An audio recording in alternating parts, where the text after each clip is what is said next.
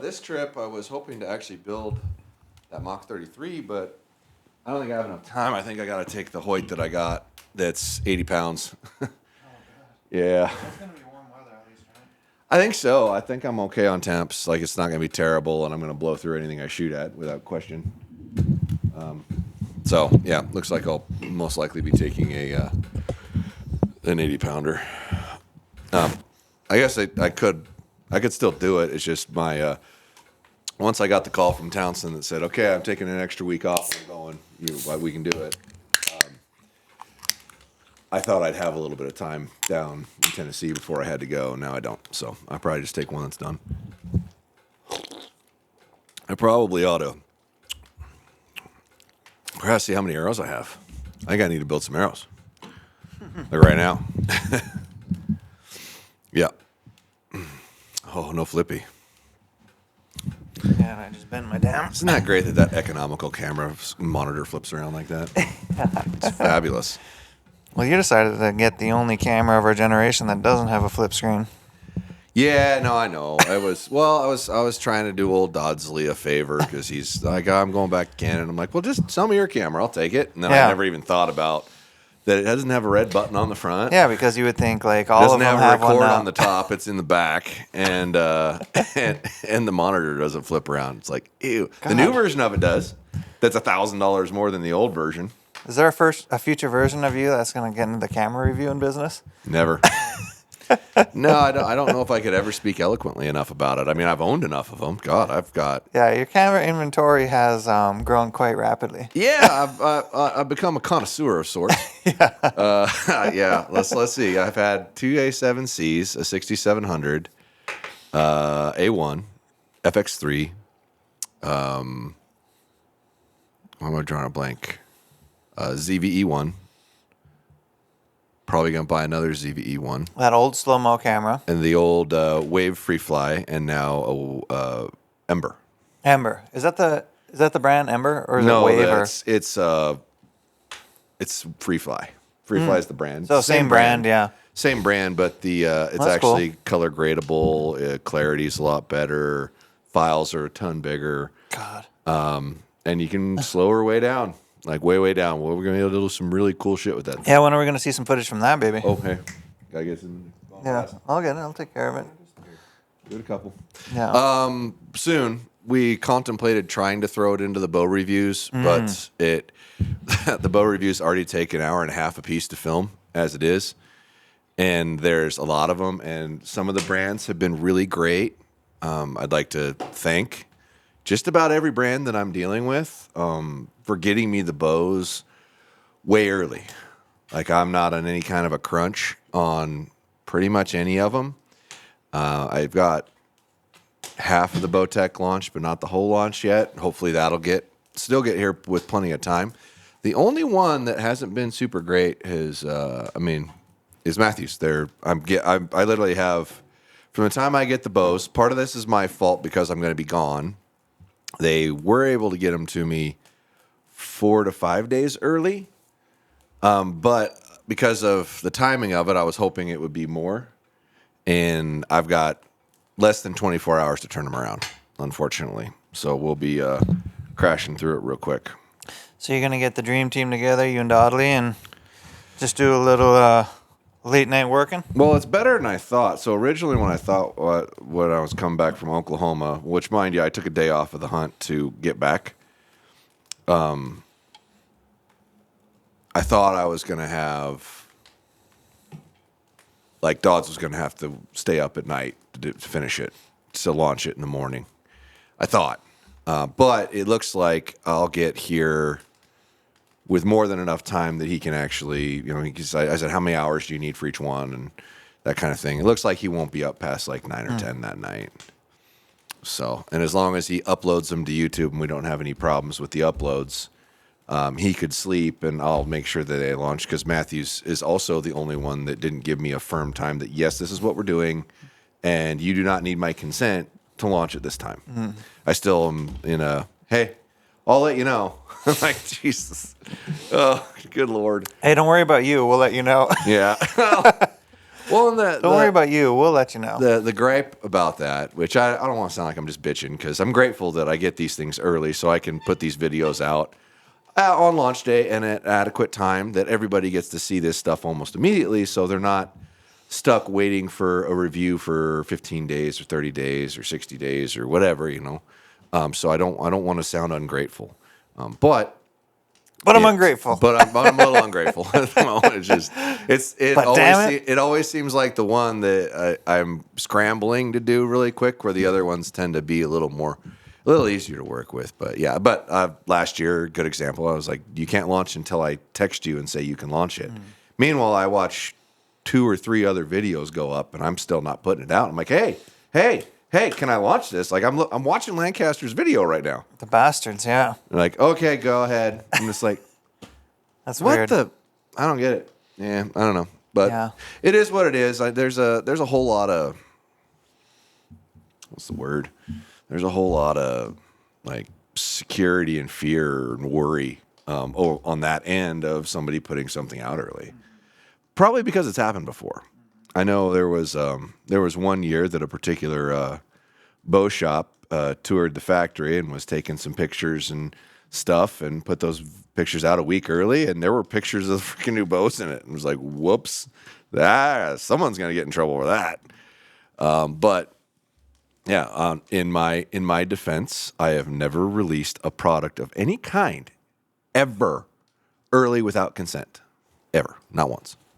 Yeah, There was a little bit of rumor mill that I did, but I was able to prove that was not me. You're 100% on your consent. I am a safe space in the trust tree. Yeah. You practice safe sets. Yeah. So we should have, at the end of this week, I'll have every bow review done. And we're in October 22nd. It's 22nd. I'll have every bow review done by the end of this week, other than Matthew's bow launch and possibly one other bow that they can't get here in time. So, yeah, it's been a bit of a scramble, but it's good. It's a good thing. Well, how good does it feel to go outside right now in our area? Like, it's cold, man. Things are getting cold. They're getting crisp. It feels like hunting season.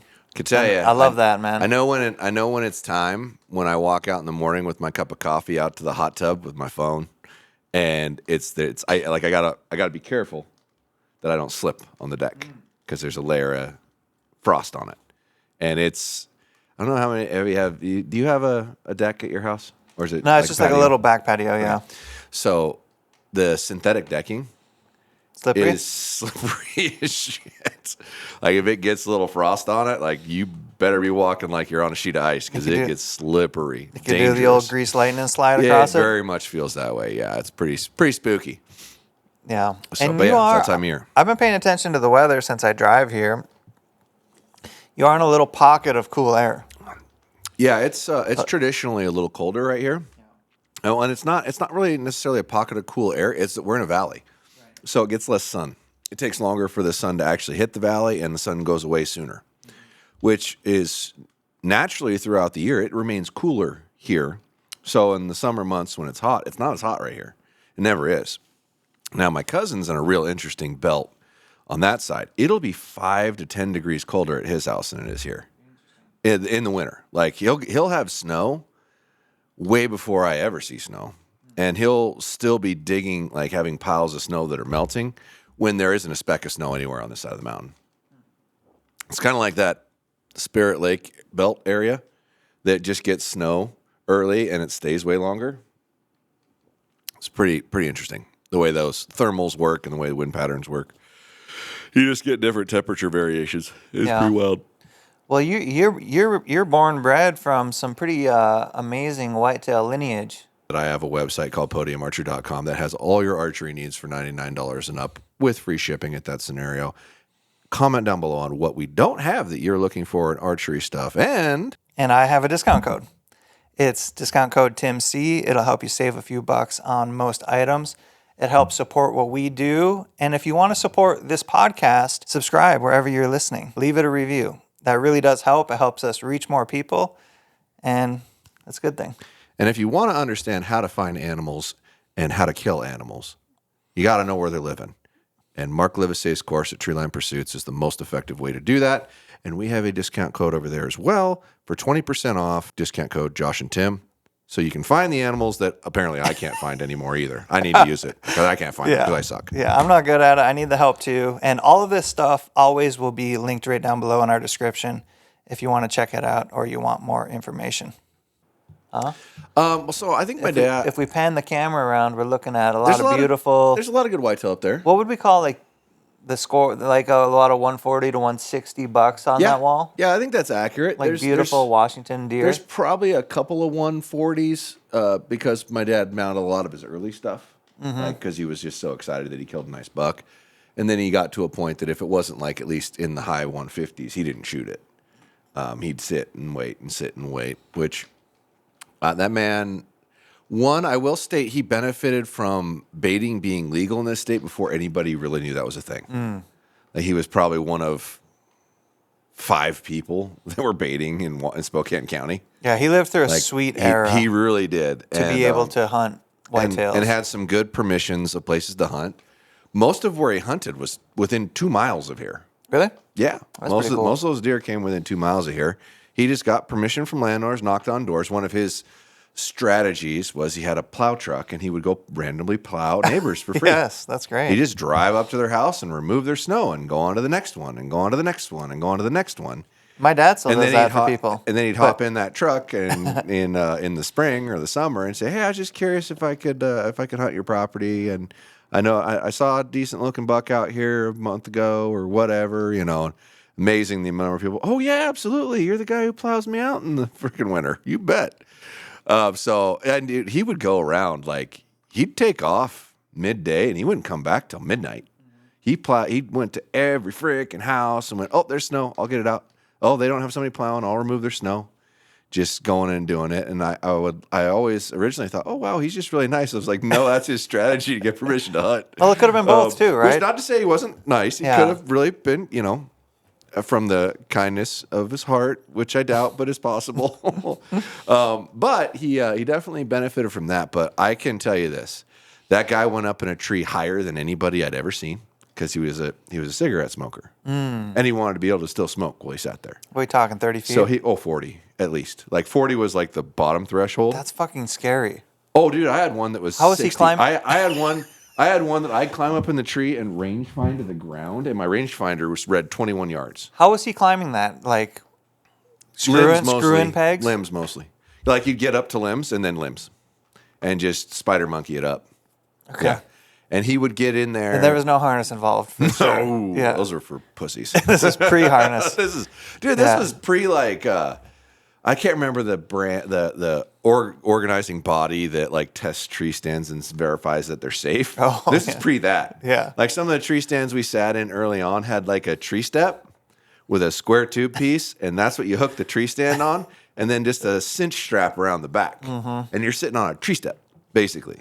The weight of that whole stand is being held up by one tree step. Yeah, I'd like to know. I don't know about you, if you've ever put your foot on a tree step that isn't anchored quite right and just rips out of the tree, you're putting a whole body on that. Yeah, not cool. I'd like to know from the audience how many ratchet straps they put on their tree stand. Because I'll typically put 2. I don't feel like that's enough, and I go for 3. Yeah, I've never put 3 ratchet straps on a tree stand in my life. Yeah. What do you typically run? 1. Don't tell me it's 1. 1. No. Oh, yeah. Dude. Well, understand the time I grew up in, like tree stands were barely a thing. Yeah. Like it was barely a product. Yeah. Right? Like we had a bunch of tree stands that my buddy's dad, Dan Carpenter, made. Like he like fabricated tree stands in his shop because it wasn't a product. Right. It really wasn't a product yet because it was that early of an adopter. Some of the early tree stands we were in were just good hardy limbs that positioned themselves right. So you could sit on a limb and then stand up and shoot off of the other one. Like I remember being 5 years old, sitting on a limb without a strap, without a harness, because those didn't exist. They didn't have them. Like it was bonkers. Now, mind you, this is over 40 years ago at that point, right? But and I've still got somewhere back here. There is several of the original tree stand that my dad had, and some of the ones that there was a kit you could buy that was brackets that folded, and you cut out plywood for the seat and the platform. You cut out the dimension of it, attached it to the bracketry, anchored it to the tree. Voila, tree stand. Right? It was so unsafe. It was not even funny. But that guy would get up an hour before daylight, and he would stay till an hour after dark till every animal left. What a legend, bro. Like he was really, really good at sitting and waiting patiently, quietly, not making a peep. He'd get up twice to stretch the whole day. And maybe crazy. take a piss once. Was he bringing a book or anything? No. It's a lot of time with your thoughts, man. Oh, yeah, 100% thoughts. Yeah. No book. This is pre-internet phone, right? No games, no Right. nothing. Like just dead silence. Yeah. And I mean, he was a biblical guy. He didn't take the Bible. Like nothing. Like nothing. Like, wow, man. What a legend, bro. I've done that a few times when I was younger, like sit the whole day. And man, if it's cold out, you get really cold. Like you don't know that kind of cold unless you've done it. Yeah. Like I'd remember doing that and getting home and going to school, right? Because I was still in like middle school, high school, right? And not feeling warm again for like 3 days. Like 3 days later, I finally don't feel cold anymore. Yeah, bone chilling is a real word.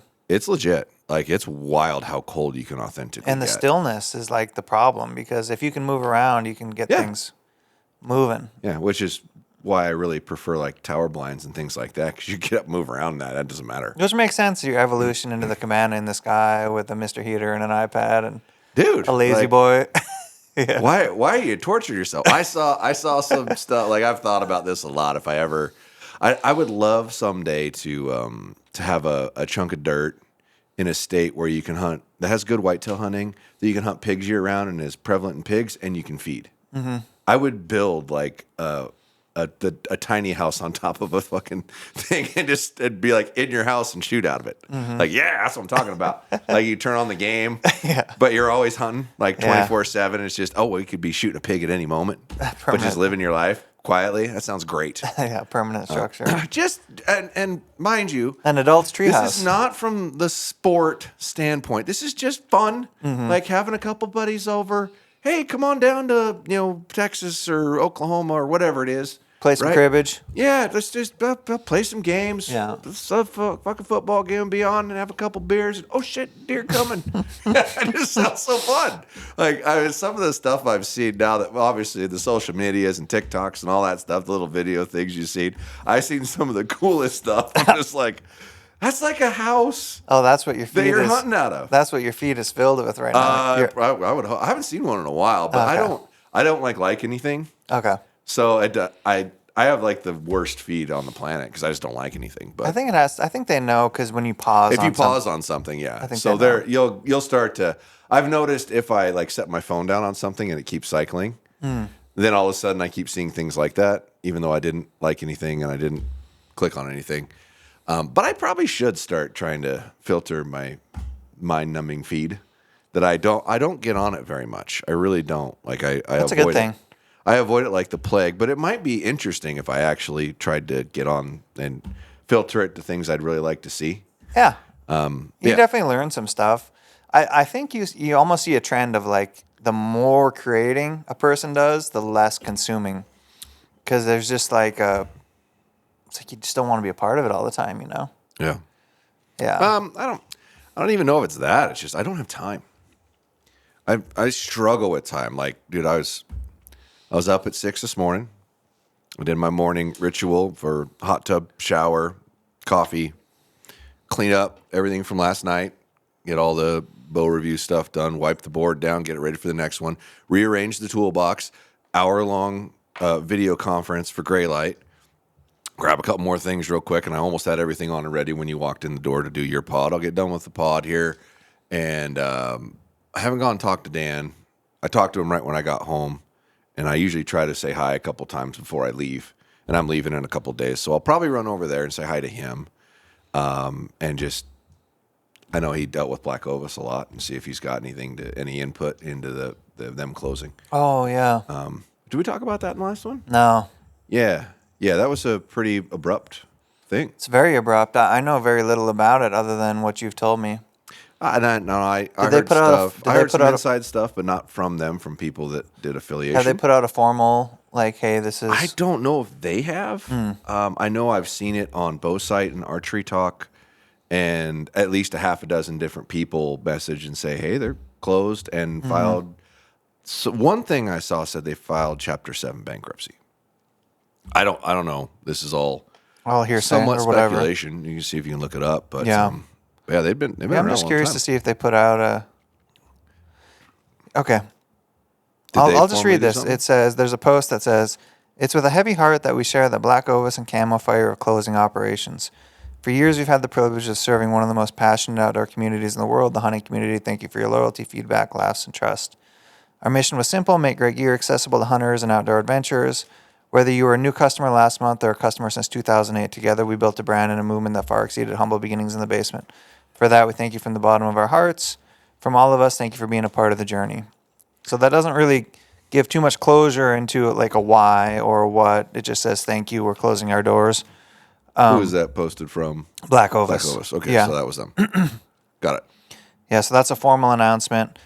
And it surprises me that Camo Fire would have been a part of that as well, because I always felt like maybe when you told me Blackovis went away, I was like, okay, maybe they're going to focus on Camo Fire, because it seemed like Camo Fire kind of like really narrowed in on a niche that to me seemed like they probably grabbed a good chunk of that niche. Do you know what Camel Fire really was? Camo Fire was a closeout on the back It end was of... where they got rid of product. Right. So it was them, and if it didn't sell over here, they dumped it over there, or got reached out to, hey, we got a closeout, hot deal, that kind of thing. Right. I thought the but it closeout was more of the focus, not necessarily liquidating. It is, but if you ever watched that, it was also where they'd try to liquidate things that weren't selling. Right. Which Right. makes sense. I mean, you turn products into cash, and then you can use it for something else. Yeah, I mean, even if you got to sell it as a loss, you can at least take that capital, turn it into something that's being profitable, make up your Exactly. loss, and move on to the next thing. Yeah. That's all you can do. But yeah, that's really what it was. So it actually doesn't make sense, because if you file bankruptcy, right, you're leaving your vendors that you bought from with the tab, Right. right? So those would be the same places that would reach out to you and try to sell you closeouts. Well, if you stiff them, they're not going to sell you anything anymore, right? And that's what bankruptcy is for those who don't really pay attention. That's you saying, I can't pay you. Here, government, take my entity and try to distribute whatever you can get out of it back to the people I owe money to, but I don't owe money anymore, right? So you severed every financial tie you had to get access to those things. So that would make sense why Camel Fire would go away, Okay. because they're not going to be able to do that anymore. Can't do both Can't do both. because you're melting your relationships in some way. Yeah, it'd be like it's like 2 or 3 different businesses operating in the same building Yep. that are like right over the top of each other. Not like here, this is that, and that's that, and they have set different subleases and that kind of thing. No, it's like it was all intertwined. So I don't know how you'd separate those and still hang on to one Yeah. over the other. Well, yeah, that's pretty abrupt to me to hear that. I think Dan's partnership with him while he was with him was pretty productive. So it just makes me wonder, like, what I would just be curious to hear why. Like, oh, we got in over our head on inventory, or we got in over our head on staffing, or we grew our staff faster than we were growing our sales, or just like a blurb. That would be neat to hear. Like, what went wrong? Well, there had to be a financial problem. Right. Because you don't file bankruptcy without a financial problem. Right, and you'd have to prove that, right? Right. And they were selling off Sitka and Swarovski a couple months ago at a discount, which you can't do. Yeah. Right. Like 3-4 months ago, you could go onto their website and buy a percentage down on those things, which means they're severing their contract with that company. Yeah. That's what that boils down to. Yep. Right. So that's the reality of that scenario. They were in money trouble, period. And you don't file bankruptcy if you're not. So they probably just overextended themselves. I know they had a really big building down there that was not cheap. So my guess is their overhead was probably just too much for what they were operating on. Or like they had projections that were going like this, and they stopped or went down. And their And spending had was... bought and spent for that and not got out of that. which is it's hard and it's scary, and it's very much a wake up call to people like me. Yeah, like for myself, like I could end up in that situation if I'm not careful. Yeah. And knowing that it happens, and I've seen it happen multiple times, Yeah. from companies that appear to be really strong in the space, right? But this business model is very tricky. I mean, I know that people are like, "Oh, you're just making a ton of money." Like James told me one of the favorite comments he'd ever seen is I made a comment about like not having a lot of money and how much of a struggle things are, right? And the guy's comment was like, listening to MFJJ try to pretend that he's poor. Yeah. Well, I hate to break it to you, but I do not have a lot of money. All my money is invested in these businesses to function. It is And possible if to be. the businesses spend more than they make because, we got to keep adding staff, and it gets bloviated to where the staff doesn't produce a profit themselves, you run into a part where, oh my God, we're losing money even though we're selling all this stuff. Mm-hmm.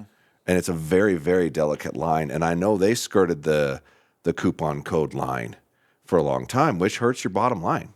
Like it really does. And you got to be really cognizant of that. Like people think that you're seeing all this stuff sell, so you're making a ton of money. You do not understand the logistical dollars and cents to what goes into how much you made off each thing, and how much your overhead costs and how much it costs to operate, to put that in a package, stick a label on it, email you the label, send that to you, take it back if something's wrong, and eat all those costs. There are a lot of costs in operating that nobody pays any attention to. They just think people are rich. You are wrong. Whoever made that comment in there, by the way, you're very wrong.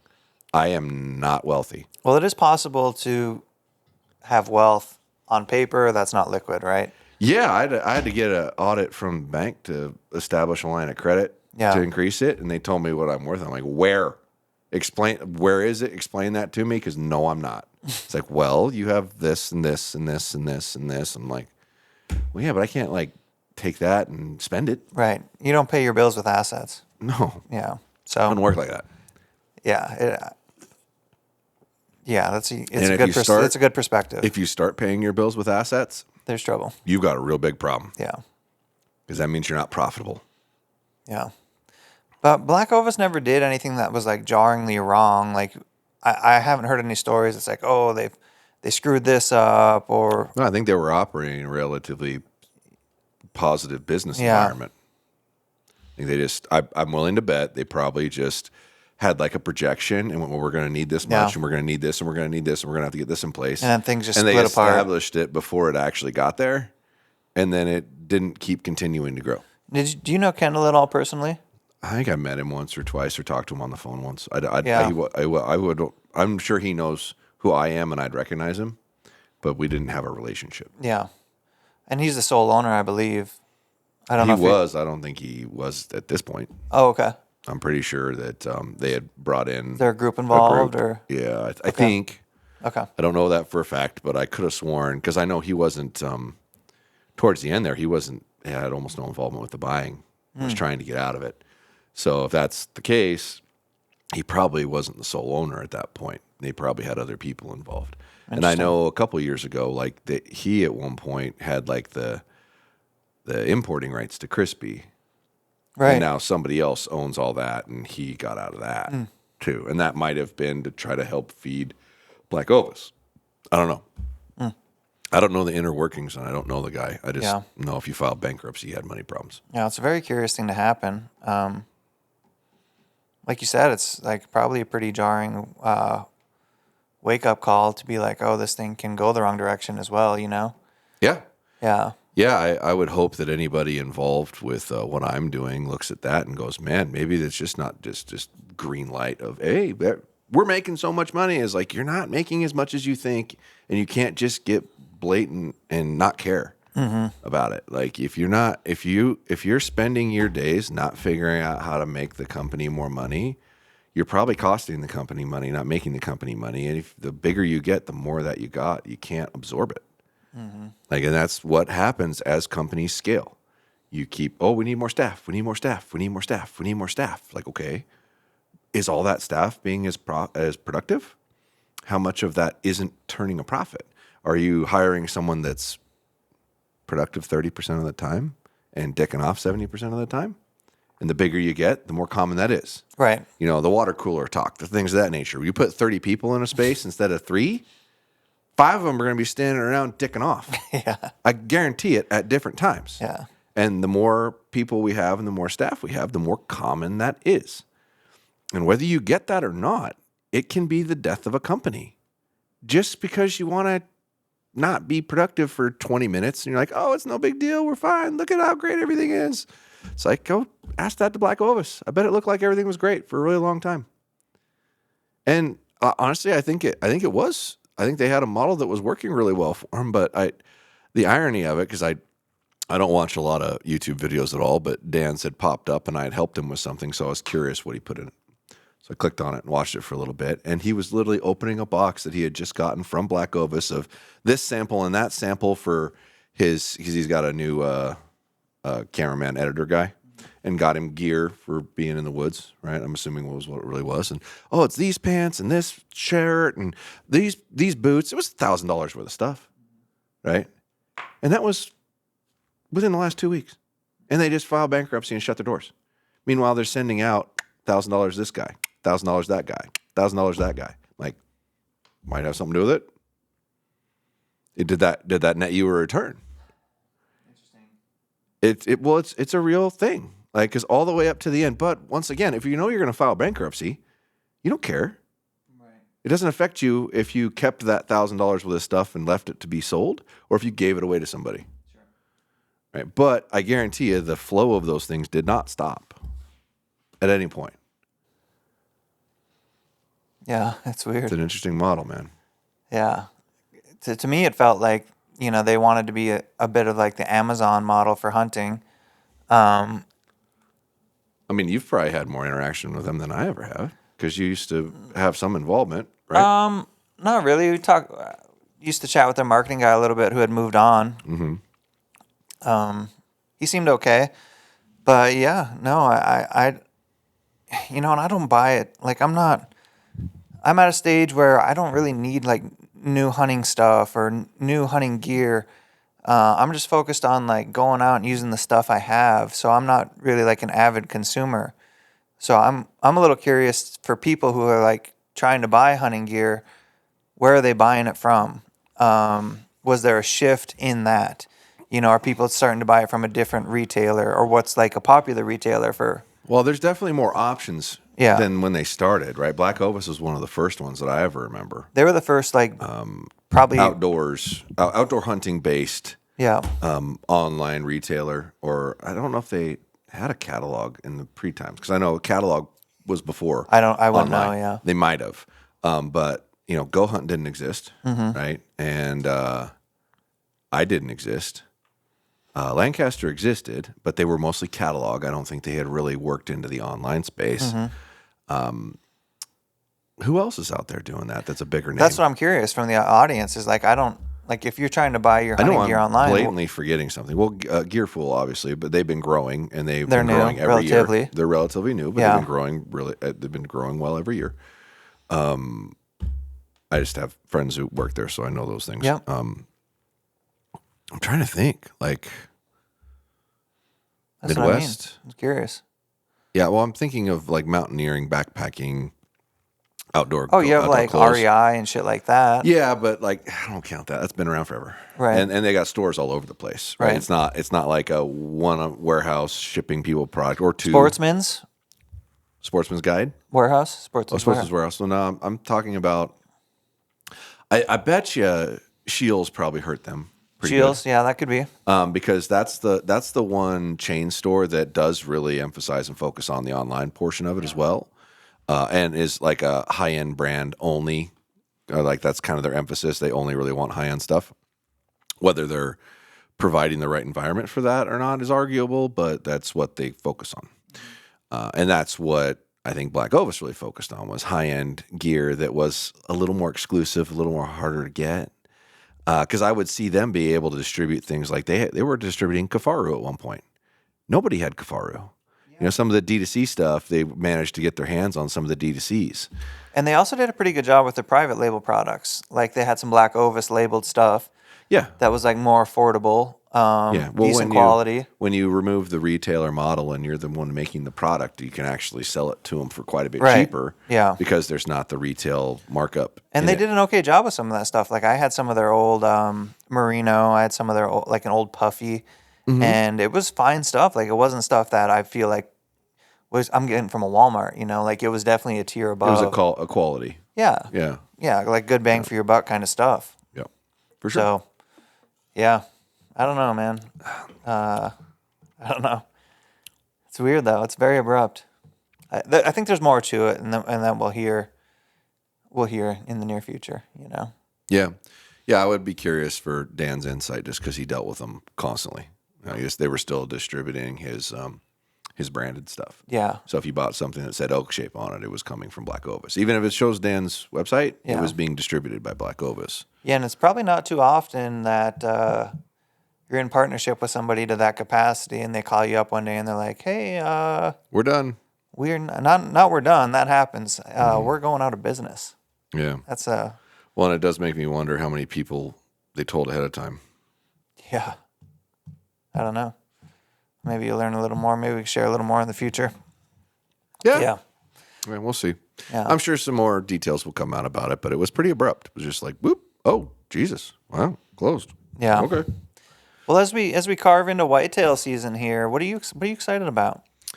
Well, I'm super jacked about having a pretty long hit list of whitetail hunts to go on. I'm going on 3 right now. Like And how did that come to be? Like, are you like focused on whitetail or no? No, it was just meeting people and getting invites and that sort of thing. I mean, my first hunt that I ever actually went to a ranch for that was had a cost was last year.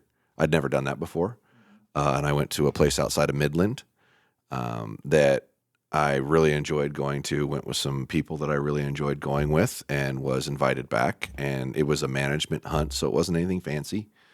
It was, glorious place. Food was awesome. Don't get me wrong. It was just you're shooting, cull deer basically. You're not killing bonkers deer.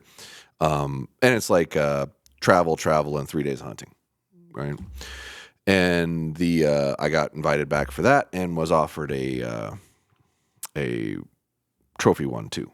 Like, so if you want to come back for the prime rut, big bucks, that kind of thing, and actually shoot a trophy deer, you can. And so I took both of those. So I'm going there twice. I'm hunting in Tennessee since I am there a lot. And Townsend, who I actually met through Dan and shot a couple of tacks with and had good times with, really fun guy, hell of a shooter, better than me at archery for sure. He invited me. He's guided. I didn't know he was that good at archery. Yeah, he's really good. Yeah. Yeah. He's incredibly good. Yeah. Well, I think he's gone through spurts of trying to be on the circuit. Yeah. Yeah. He's gone through spurts of doing the high end circuit, and a lot of those guys know him. A lot of the brand people know him too. It's a lot of effort and energy if you're trying to make a run at it. But he's authentically good. He should. He's good enough to do it. But in any event, he had guided some really wealthy dude at some point in Wyoming because he's a psycho good hunter, and got connections for a whole bunch of places to hunt. He's like, "Hey, I hunt down in Tennessee every year. Do you want to come?" Like, "Yeah, sure, whatever. Just let me know." And then my schedule got really crazy, so I called him. I was like, "Hey, bro, this is when I can go, and this is it. And I'm sorry. I don't mean to like just go. Hey, this is what we're doing. Like, if we can go, great. If not, I'm not going to be able to make it. I've got too much crap going on." And he made it work. I think he took a week off of work, and he'll be down there a couple days before I can even get there, getting stuff prepped and ready to go shoot some deer in Tennessee, just on the border between Tennessee and Arkansas, I guess, and see how that goes, and then might end up hunting another state depending on how successful we are, how quick we are. If it's not great or whatnot, then then we'll just hunt there, and I'll fly out. But I go to Midland from there, and then I drive to Oklahoma City because it's only 4 hours from like where I'm hunting to one place to the airport. So I'm renting a car in Midland, going on my hunt, and then driving from there and returning it to Oklahoma City's Enterprise. And like, all right, well, I looked at the logistics of it. And like, I can drive there in 4 hours. It's going to take me at least 6 to fly because there's no directs. Right. And it's a 4-hour drive, and I got to fly for like 6 hours. That's stupid. 4-hour drive is nothing. Well, it's actually probably because I didn't need to rent a car. Somebody would have picked me up and brought me back to the airport. It's probably a tiny bit more expensive for me to actually rent the car, drive, have it for the week, drive it up to Oklahoma City and drop it off. Right. And then go hunting just outside of Oklahoma City area for, I want to say 4 days or something like that, 4 or 5. I had to shorten it by a day to get back in time to do the Matthews bows because they weren't going to get them here before I left. Shout out to Matthews. Yeah, once again, we're back to where we started the story from. I actually had to cut my hunt a day short because I was going to end up getting back the day of launch. Yeah. For Matthews, and I did not know their dates when I was scheduling all this originally because they didn't know what they were going to be yet for sure. And that's the other hard part about trying to manage and dictate all this. Is like if we're going through hunting season, like from September to January, I'm probably going to go on some hunts, and I don't know the dates of these things ahead of time. So it's like, God, I hope this doesn't get screwed up or damage anything. And that's just this cycle, and then come back to Spokane.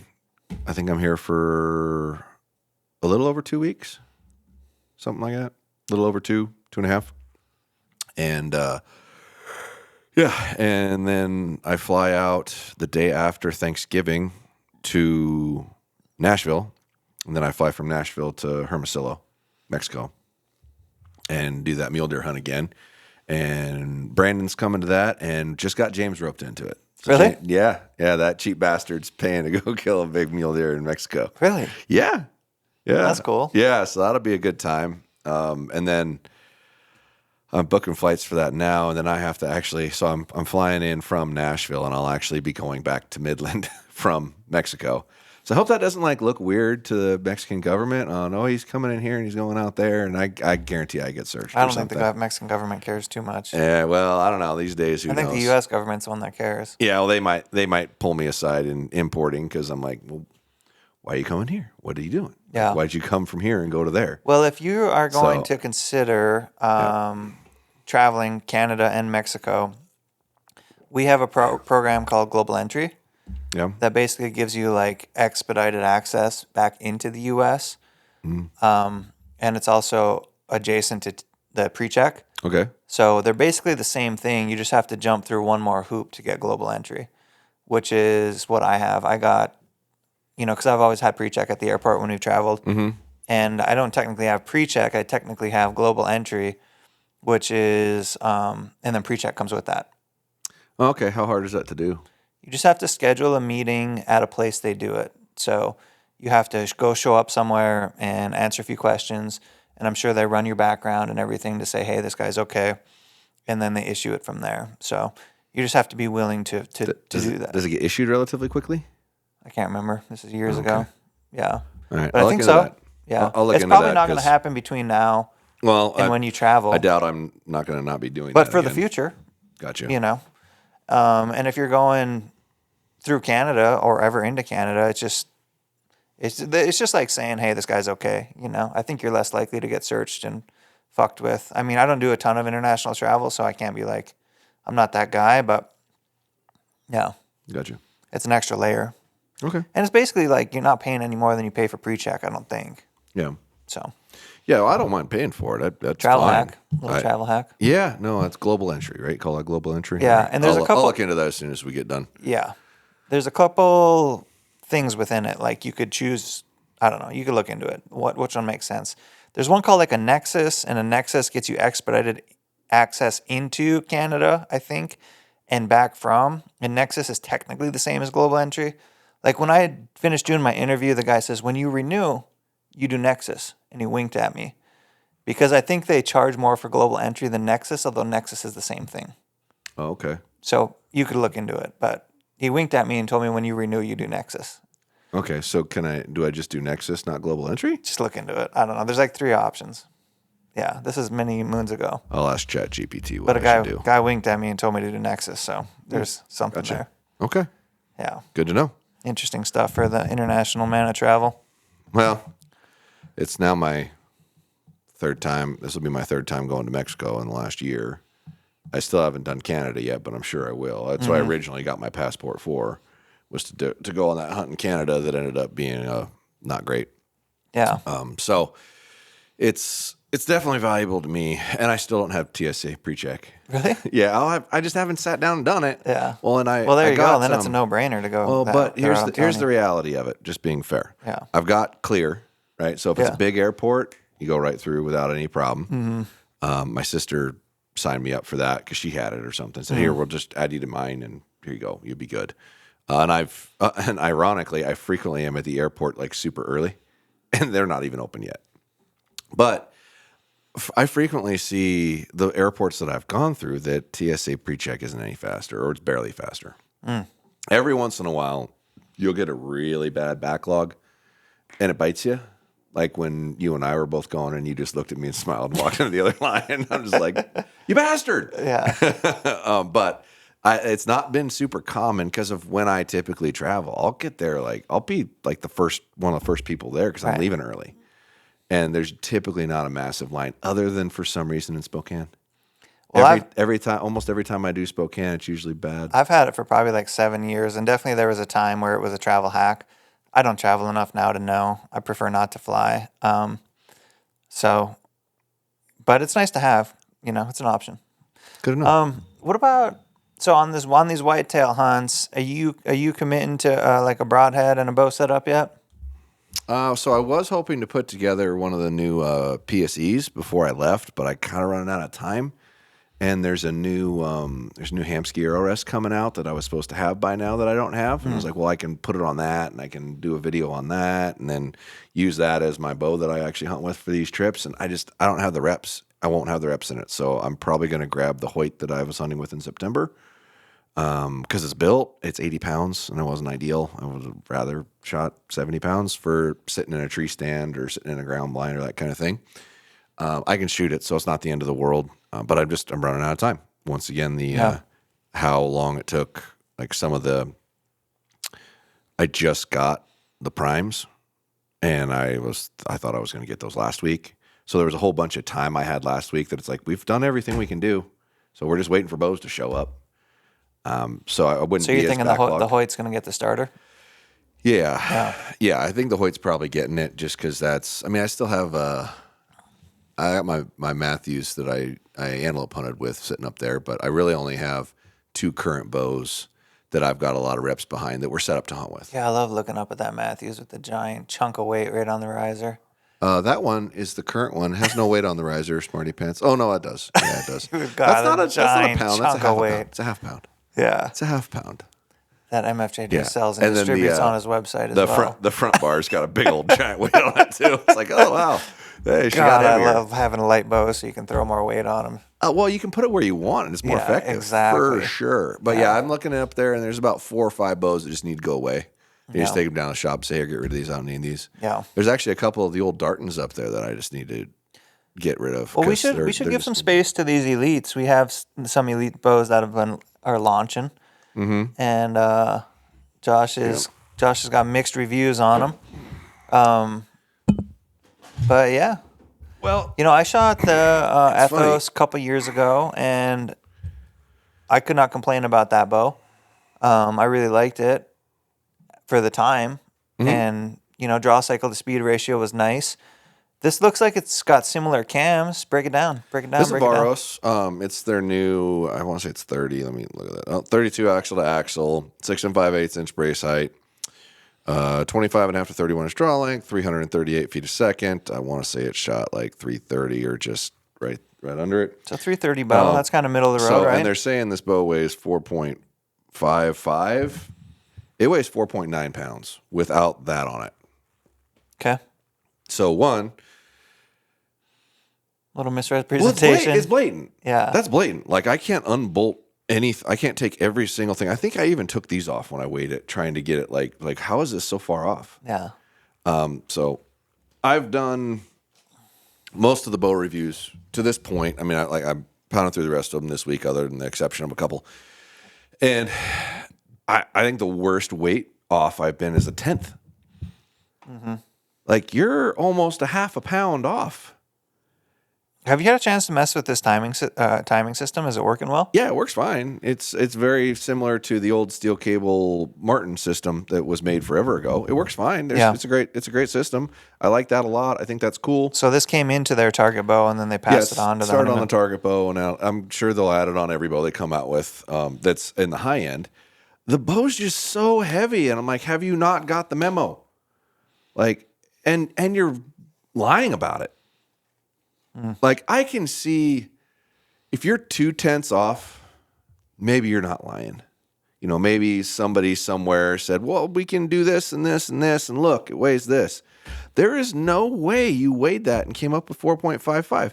I literally hung it on the scale and looked at it and I'm like, what?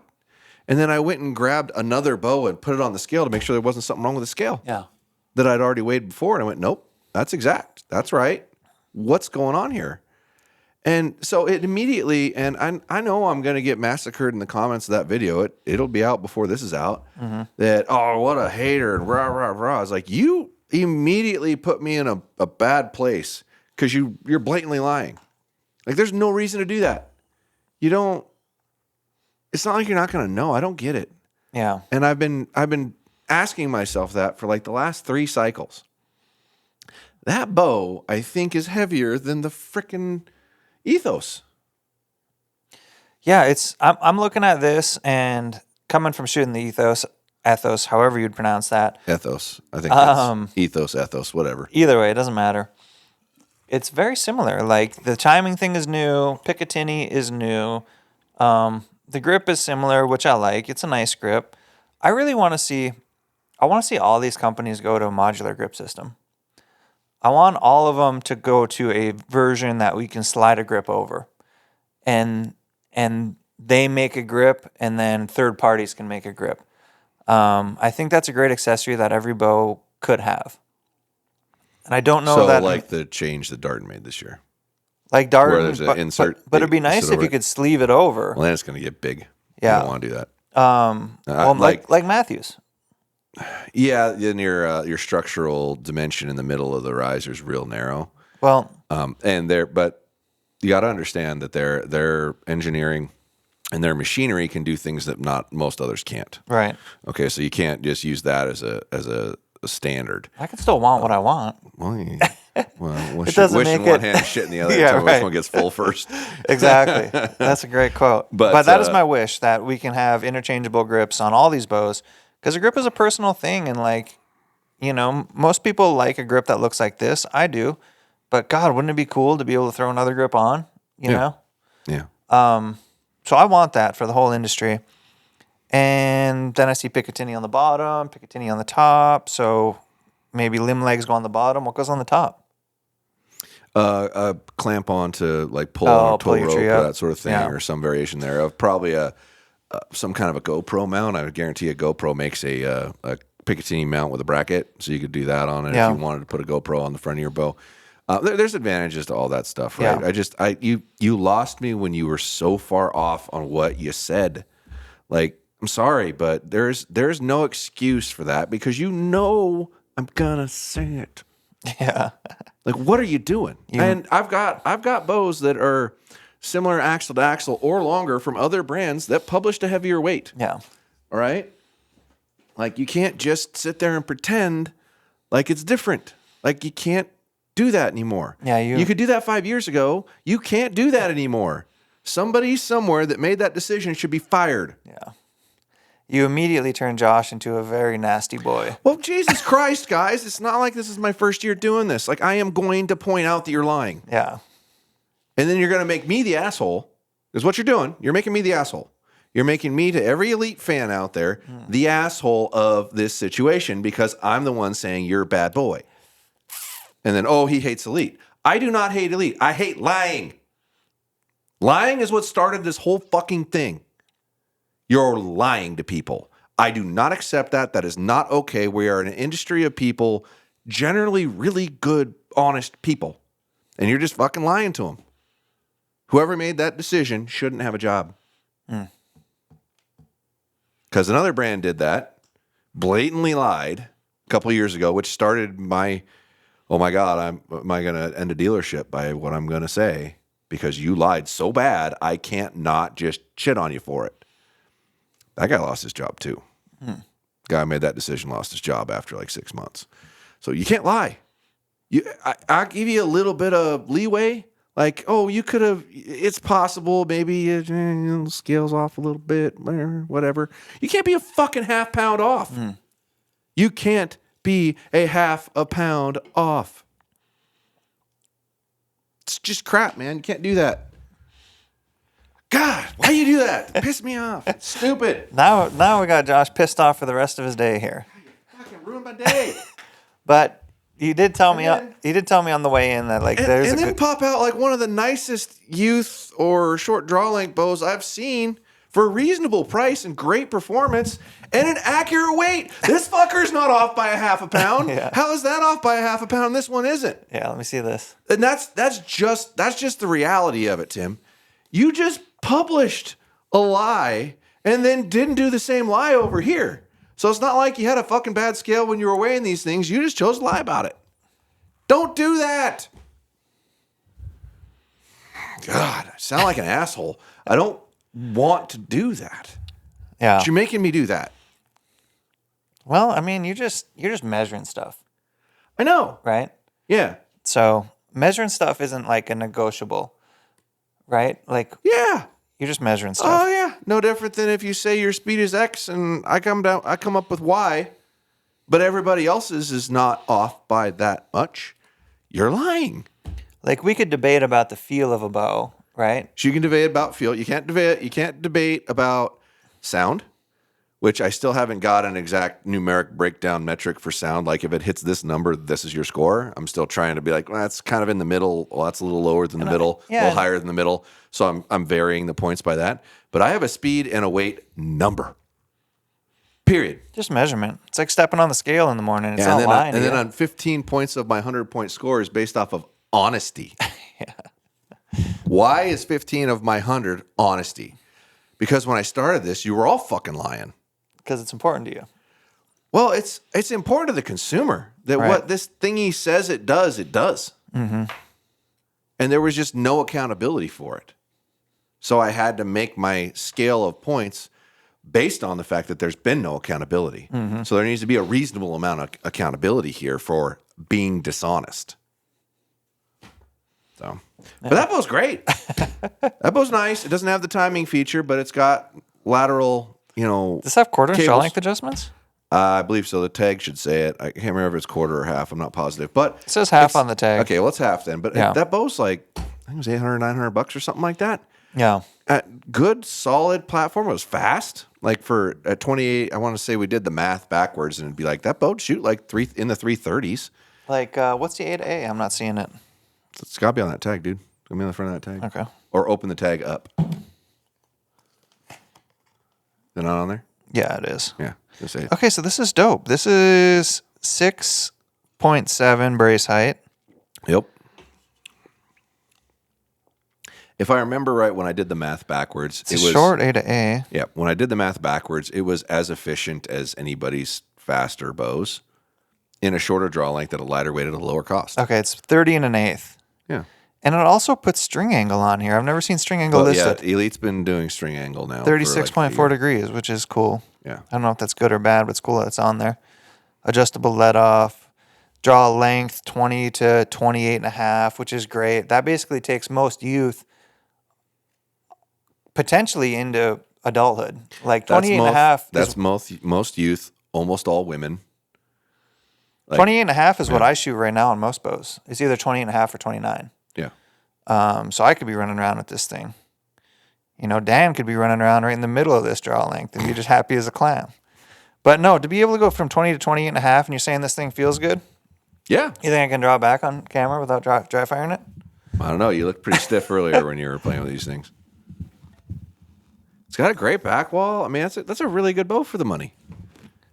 It feels like, on first draw, it feels like a flagship Elite. Yeah. So if you could get into that at $800 or $900, that's pretty sick. Yeah, I don't remember the exact figure. I apologize. There's been so many of them. I could probably look it up, but it's in that price point. Yeah. And it seems like that's a price point that a lot of the brands are all of a sudden paying attention to. Which is and good. We need to do something about. Consumers benefiting from that a lot. Yeah. But it's like I said, that bow's really nice for the money. And honestly, I wouldn't have been so hard on the Varos, but you're just blatantly lying. Mm-hmm. Sorry, it's no different than the year that Prime was so far off. Mm-hmm. I'm like, well, I'm mad. Like, and it's not going to reflect well for you. Yeah. Don't lie. Like, you can't do that. And it has nothing to do with me disliking a company. It's disliking dishonesty. When you know you're going to get checked. It's not like maybe they'll find out, maybe the public will know, maybe they won't. No, the majority of the public is going to be aware of this. Mm-hmm. Stupid. Just stupid. Yeah. Sorry for you elite fans out there. I don't hate their products. I really don't. I carry them in all my stores. I keep inventory of them in all my stores. Like I don't want to have to do this, Yeah, but if I don't react this way and make a big stink about it, it'll say it's off by 0.4 of a pound next year. Do you want to be lied to? I don't. Yeah, you don't dislike the company, you just dislike that. I dislike lying. Yeah. I really dislike lying, and Which that's is kind of fair. why I started all this shit. Because I had to, because they were all lying by a lot. Mm-hmm. Every number was fucking fudged by a reasonable amount. Because their marketing department went, oh, well, so-and-so was this much faster than us last year, so this number needs to be higher. Whether you can produce it or not, we need this number higher. Oh, well, so-and-so is 0.2 of a pound lighter than us. You need to say this is lighter. Oh, well, we can't get it there. We don't care. Say it's lighter because we're losing market share because of this or that or that or that. Because and they sat in those meetings and went, nobody checks this, so just lie. And eventually marketing was determining the numbers. And I guarantee you, marketing put that number in there. I guarantee it. And the other company that I'm referring to that was off that I made a big stink about, that came back to me when I was afraid that I was going to lose my dealership over it, marketing made that decision. Not engineering, not product development, marketing. Yeah. Batman. You can't get away with this anymore, marketing. The bat signal turns on and Batman enters the Gosh, scene, and he's going to measure your stuff. I'm gonna. Like, you're lying. Sorry. Deal with it. Yeah. Don't lie. Don't do it. Don't even think about it. Yeah, it's just gonna sour me on it for like the whole year. I'm like, I don't know. And No. you elite fans out there that are gonna just think I'm being biased. Well, yeah, now I am, because you lied. Now I'm pissed. Now I'm blatantly pissed, and I'm just, until you resolve that, I'm not gonna feel good about it. And they got another bow coming. I wonder if that one's gonna be 0.4 of a pound off in weight. I bet it's not, because whoever made that, engineering handed that to marketing, and marketing went, you can't put that number on there. That's what happened. I guarantee it. I'd be shocked if it wasn't. And the engineer went, well, but this is what we can make, so we're putting that on there. Stupid. It's just dumb. I'm out. Fire's out, boys and gentlemen. Fire's out. Ladies I'm and pissed. My girls. day's ruined. Have a good night. Josh's week is gone. No more bow reviews coming. We'll see you back on the next one.